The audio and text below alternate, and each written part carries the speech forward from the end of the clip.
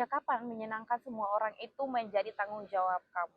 Hai people pleaser, apakah kamu adalah people pleaser? Let's talk about it, Yoli. Tahu nggak sih, kalau ternyata people pleaser itu ada dua jenis loh. Yang pertama, itu adalah tipe people pleaser yang rela melakukan apapun demi kebahagiaan orang lain, even itu artinya dia harus mengorbankan dirinya sendiri. Dan yang kedua adalah people pleaser karena takut. Takut dinilai buruk oleh orang lain, takut dinilai egois oleh orang lain, dan ngerasa nggak enakan. Dan dua-duanya ini sebenarnya itu bukan berasal dari kasih, melainkan dari luka yang belum sembuh dari dalam dirinya. Orang yang A yang rela melakukan apapun demi orang lain itu terlihat sangat baik. Tapi kalau misalkan dilihat lebih dalam lagi, mereka ini cenderung untuk menolak kebutuhan mereka sendiri, menolak perasaannya, sampai akhirnya tuh kehilangan arah, identitas, bahkan sukacita. Sakit tapi dianggap wajar, asalkan orang lain bahagia. Dan yang B, dia tuh takut dinilai, juga sama lelahnya.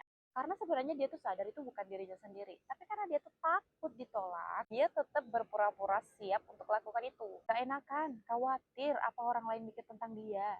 Dan disinilah letak permasalahannya. Ketika kita terus memberi, tapi bukan dari kasih, melainkan dari kekuatan dan luka yang belum sembuh itu, kita perlahan jadi kehilangan diri sendiri.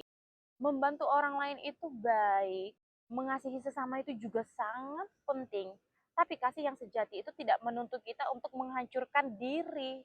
Ingat ya, firman Tuhan berkata, kasihilah sesamamu seperti kamu mengasihi dirimu sendiri. Artinya mengasihi diri sendiri itu bukan sebuah keegoisan, itu sebuah perintah dan itu sebuah fondasi. Karena bagaimana kita bisa mengasihi orang lain dengan benar kalau kita sendiri itu pasti bingung bagaimana cara mengasihi diri sendiri. Berkata tidak dan memiliki boundaries itu bukanlah sebuah keegoisan.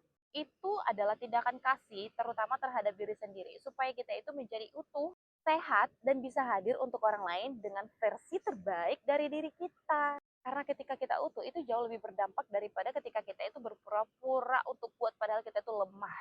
Bahkan ya di dunia yang keras ini untuk berbuat baik pun itu kita perlu yang namanya kebijaksanaan. Kapan kita harus memberi, kapan harus berhenti, kapan harus mengisi ulang, itu semuanya harus balance. Kalau saat ini kamu berpikir dan kamu merasa bahwa kamu stuck di lingkaran people pleaser ini, cobalah untuk jujur terhadap dirimu sendiri. Mungkin sudah saatnya bukan cuma menyenangkan luka, tapi menyembuhkan luka. Jadi bagaimana? Apakah kamu mau terus-terusan menjadi people pleaser atau berusaha berubah dan menjadi versi terbaik, versi sehat dari dirimu sendiri?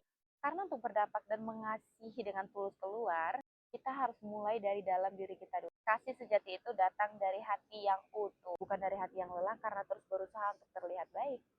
So, teruslah berproses untuk menemukan dirimu sendiri, pelan-pelan tapi pasti. Slowly finding yourself in Jesus Christ. Goodbye, fans.